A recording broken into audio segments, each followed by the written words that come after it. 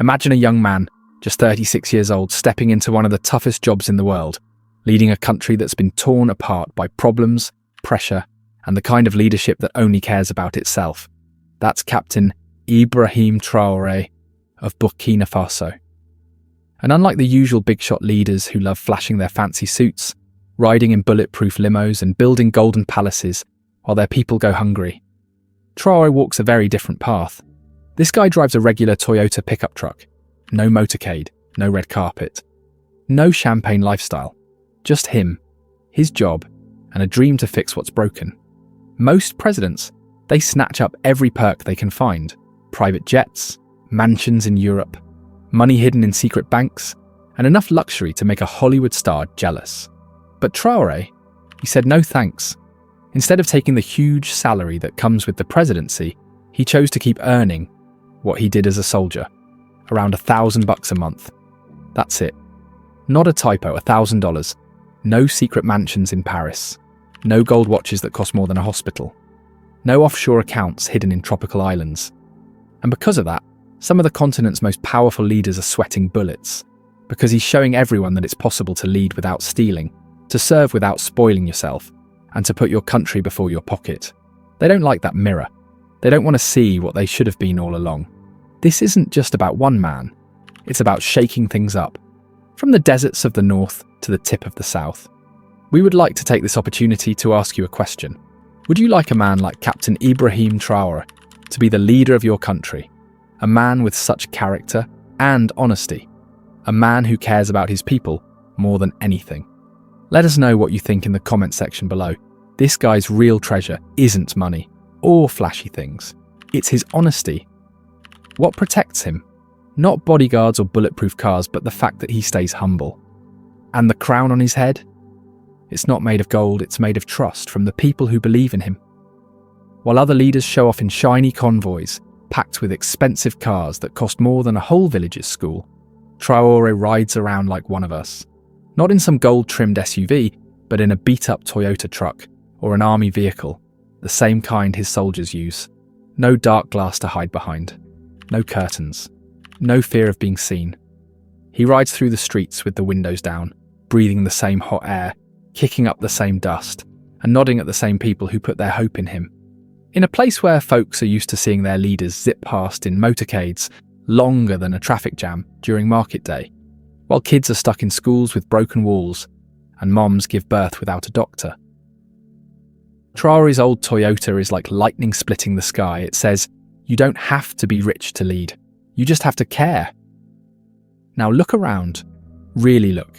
Across Africa, there are shiny buildings and fancy cars, but behind them the truth is ugly. Money meant for building hospitals where babies could be born safely? Gone. Cash for schools where kids could dream big? Vanished. Funds for roads that could connect people from one corner of the country to the next? Just disappeared. Instead of helping, these leaders build their own empires. Mansions the size of shopping malls, helicopters flying over flooded villages, million-dollar sports cars parked next to slums. In Nigeria, there's a mansion so huge and expensive, it could have saved thousands of lives with medicine. In Kenya, while people are swept away by floodwaters, the president flies off in a private chopper.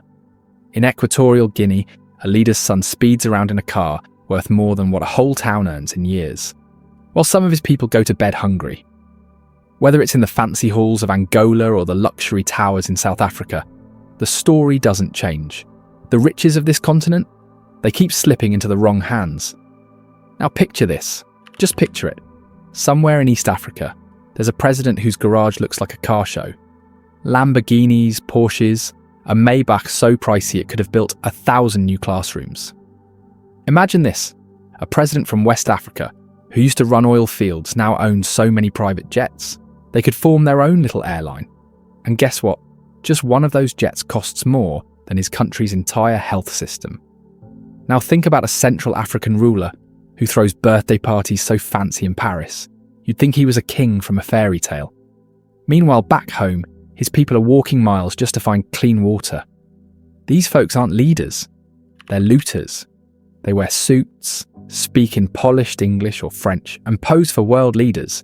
But deep down, They're just picking at the bones of a broken system, taking what little is left. Their jewellery, bought with money that should have gone to hospitals. Their wine, paid for with the hard work of people digging deep into the earth for gold and diamonds they'll never touch. Their clothes may shine, but behind the silk is a trail of broken promises and abandoned dreams. And the saddest part?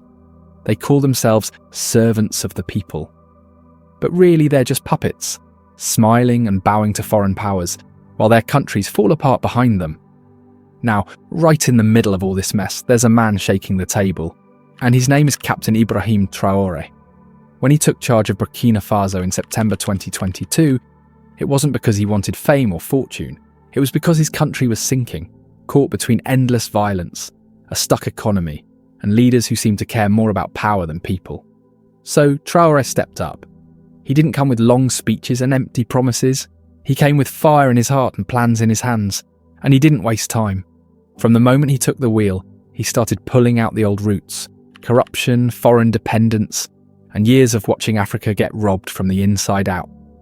To the people of Burkina Faso, he's more than just a young military man in charge. He's become a sign that maybe, just maybe, Africa can write its own story. And it's not just Burkina Faso watching. Leaders from across the continent, from Senegal to Kenya, are starting to feel the heat. Because Traore's bold moves are shaking their golden cages. They're realising that someone out there is doing what they never dared to do, choosing country over comfort. As someone who's covered Africa for years, I see something powerful happening. What's being built in Burkina Faso isn't just about one man or one moment. This might be the spark, the start of something that could change the whole game. Burkina Faso, landlocked and long ignored, has been through a storm, battling armed groups, political chaos and deep poverty. The last guy in charge, Damiba, promised to fix things, but couldn't get it done. People lost faith, and that's when Traoré stepped in. He wasn't a polished politician. He was a soldier, tough, smart and respected by the troops. He didn't talk about luxury, he talked about survival. He promised to bring peace and put his people first. But here's the real twist. It's not just what he says, it's what he does that has everyone talking. You know how a lot of African presidents like to fly out to Europe or America every time they need money? They show up with a handout, begging for loans or aid and come back smiling, only to waste it on flashy projects or stash it away in some foreign bank. Well, Captain Ibrahim Traoré isn't playing that game. He's flipped the script. Instead of depending on outside help or signing shady deals with big companies that leave his country with nothing, he's digging deep and using Burkina Faso's own money to build real stuff that actually helps people. Here's a cool example. Instead of borrowing from the IMF or waiting for foreign donations, Traoré recently dropped $20 million of Burkina Faso's own cash, no strings attached, on brand new farming equipment. We're talking graders, diggers, big machines that can turn dry land into green fields. And this isn't just for show. Farming's a huge deal in Burkina Faso. More than 80 out of every 100 people work the land. So boosting farming means boosting lives. Guess what happened? In 2024, the country hit a record. Almost 6 million tons of cereal. That's not just a number. That's more food on people's plates, more money in farmers' pockets, and less need to beg anyone for help. Meanwhile, some other leaders are still jetting off, chasing deals they'll probably never pay back, just to line their own pockets. But while they're off making promises they won't keep, Traoré is making tractors move. People online took notice too. One post on X said it plain. While other presidents are out borrowing money to steal it, Traoré is buying farming equipment with his own country's money. That kind of honesty stings if you've been one of the looters. And it's not just farming. Let's talk gold. Burkina Faso is sitting on a mountain of the stuff. But for years, companies from Europe, Canada, Russia and Australia have been the ones digging it up and cashing in, while the locals get barely anything in return. Traoré's had enough of that too. He set up a government-owned gold refinery right at home. That means more control over where the gold goes, how it's sold, and who gets paid.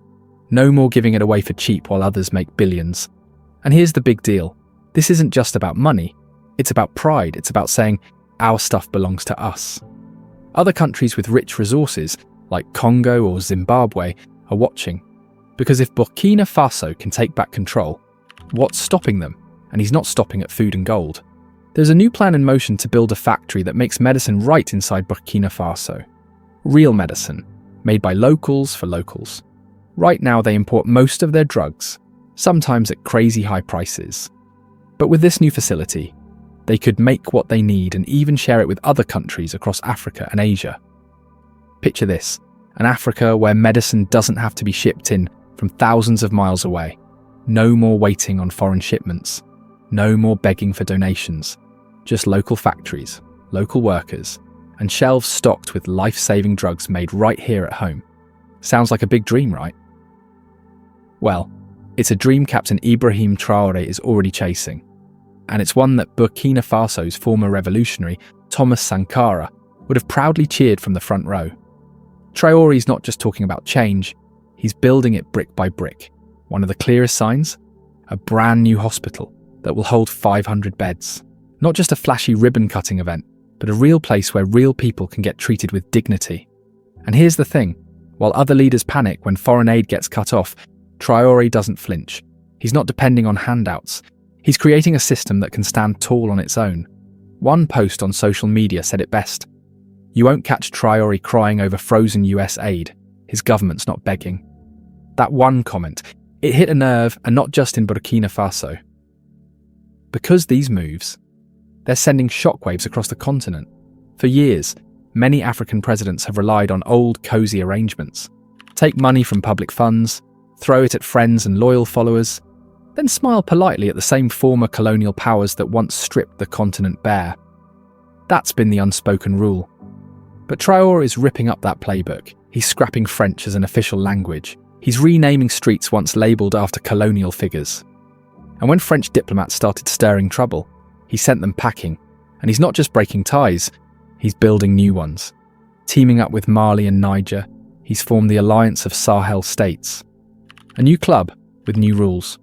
One where African countries support each other, instead of leaning on outsiders who never truly had their backs.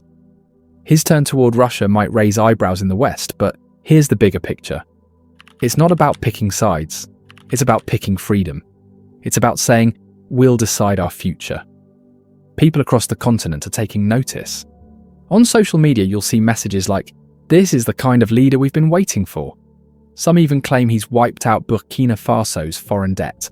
Though in truth, the number still hovers somewhere over $10 billion.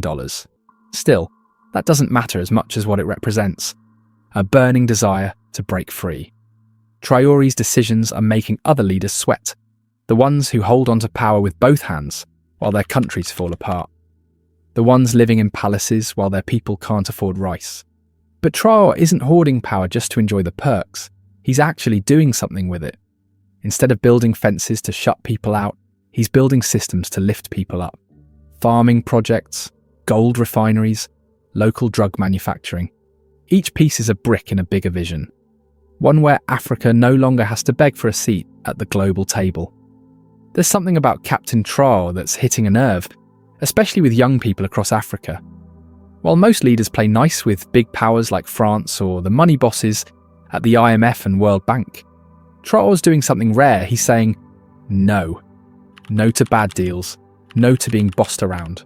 No to letting outsiders decide what's best for his country. Now, does that mean everything will go perfectly? Not even close. There's still a lot to deal with. Conflict, poverty, shaky politics. The road ahead is rough, but Traore is not aiming for perfect. He's planting seeds. Seeds of independence. Seeds of pride. Seeds of a new kind of leadership. And people are paying attention. Because if one country like Burkina Faso can stand on its own feet without begging or bending, maybe others can too. That idea. It's powerful and dangerous for the people in charge who've been doing the same thing for decades. The presidents who live in golden mansions while schools have no chalk, the ministers flying private jets while villages run out of clean water. These folks are nervous. Why? Because Traore's life makes theirs look like a scam. He's not rich. He doesn't hide behind fancy cars. He drives an old Toyota, lives simply, and actually shows up for his people. And that, right there, is what keeps corrupt leaders up at night. They know deep down what they could have been. They could have led with heart. They could have been remembered like heroes. Instead, they chose greed. And now Traore is the proof. Proof that a leader can live humbly. Proof that real change doesn't need a foreign signature. In quiet rooms behind thick curtains, they're asking each other, if he can do it, why didn't we? But they already know the answer. They chose comfort over courage, power over purpose. And now, Traore's Burkina Faso has become their worst nightmare, a mirror showing everything they've failed to be. They dread the moment their people start pointing north and asking, why not here, why not us? Because the truth is out now. Africa doesn't need more polished speeches and luxury entourages.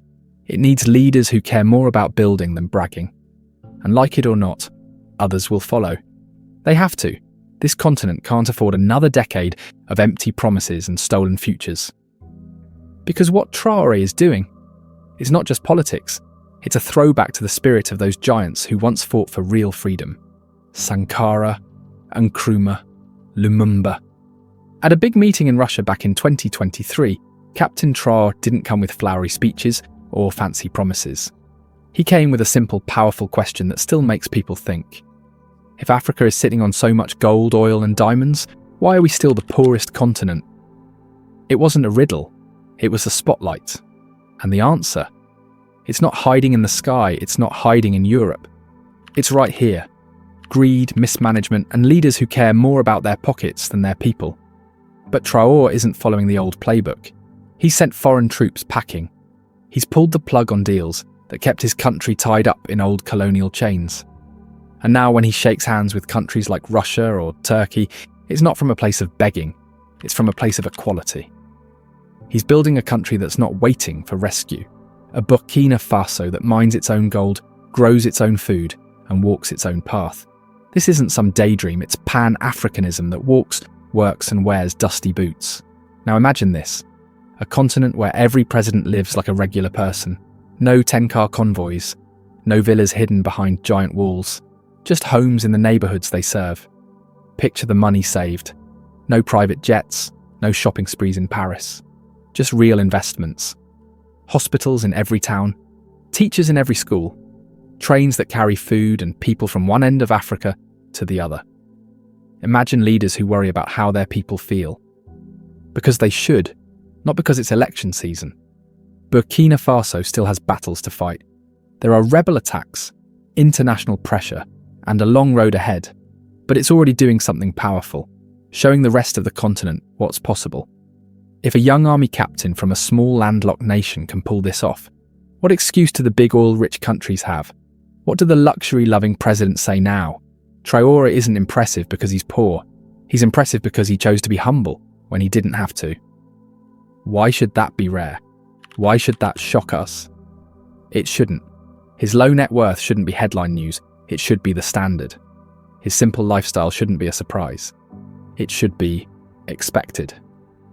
Burkina Faso rising shouldn't feel like a miracle. It should feel like a message. From the Atlantic coast to the shores of the Indian Ocean, something is shifting. The old way, the parades, the empty promises, the backroom deals, is crumbling. And in its place, something new is stirring. Captain Traore isn't just leading a country. He's showing a continent what leadership could look like. With hands that don't steal, but build. With a voice that doesn't flatter but challenges. With actions that don't serve foreign powers, but the people who call Africa home. Let's be real for a minute. Corruption in Africa isn't some breaking news story. It's been here for ages. Go way back to the days when outsiders showed up, took what they wanted and left chaos behind. But they didn't do it alone. They had help from a few locals who were more than happy to sell out their own people. Then came independence. A fresh start, or at least that's what everyone hoped. But instead of turning the page, some leaders just grabbed the pen and kept writing the same sad story. Only this time, they were the ones doing the looting. And the numbers? They're hard to believe. The African Union says over $148 billion goes missing every year because of corruption. That's not just pocket change. That's enough to fix roads, build new schools, buy medicine and pay teachers and doctors across the continent. Take Nigeria, for example. All that oil, it's made a few people super rich, while regular folks are still waiting for stable electricity. In South Africa, scandals have left people wondering who they can trust. And in Kenya, money meant for hospitals or food programs disappears into thin air, like it was never there in the first place. This isn't just bad management, it's theft. And it hurts real people. It's the reason why some kids have to learn math under a tree. Why hospitals run out of basic medicine. Why families walk miles on broken roads while government officials cruise past in tinted luxury cars. Corruption doesn't just waste money, it breaks people's spirits. And to make things worse, Africa is still stuck dealing with foreign institutions like the IMF and the World Bank, organisations that hand out loans wrapped in fine print, the kind that leaves countries in even more debt, with less control over their own future. But now, people are tired. They're done with the speeches. They want results. And this is where Captain Ibrahim Traore stands out. He doesn't dress like your usual president. No designer suits, no golden cufflinks, just his military gear, boots, belt, and sometimes a pistol at his side. He's not trying to look powerful. He's showing that he's in the fight with his people, not above them. When he talks to the nation, he doesn't speak from some polished stage with cue cards. He speaks in the languages people actually use at home. He's not putting on a show, he's having a conversation. And when he says he wants to lift his people out of misery, you can feel it's not just talk. His government is rallying local communities, organising people to defend their homes, grow their own food, and take ownership of their future. Is it perfect? There are still real problems. Some people question the methods. Others say democracy is moving too slowly. But the difference is, this time, the work is coming from the ground up, not from some outside donor handing out quick fixes. One moment said it all. January 7th, 2025. Accra, Ghana. It was a big day, the swearing in of President John Mahama. Leaders from all over the continent showed up, but when Traore walked into Black Star Square, the crowd exploded. Not because he was famous, not because he gave a great speech, but because he meant something. Here was a young man, still in his 30s, walking with purpose, dressed in army fatigues, no frills, no fanfare. To the people watching, he wasn't just another official. He was a symbol of what could be. Ghanaians know revolutionary spirit when they see it. After all, Kwame Nkrumah once stood on that same soil and dreamed of a united Africa. In Traoré, they saw a flicker of that same flame. Online, the buzz was electric. From Nairobi to Lagos, people called him the next Sankara. A leader who wasn't waiting for help from the West. A man who believed in Africa fixing itself, feeding itself, healing itself.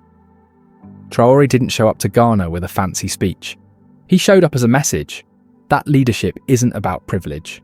It's about service. That real leaders don't hide behind walls. They walk among their people.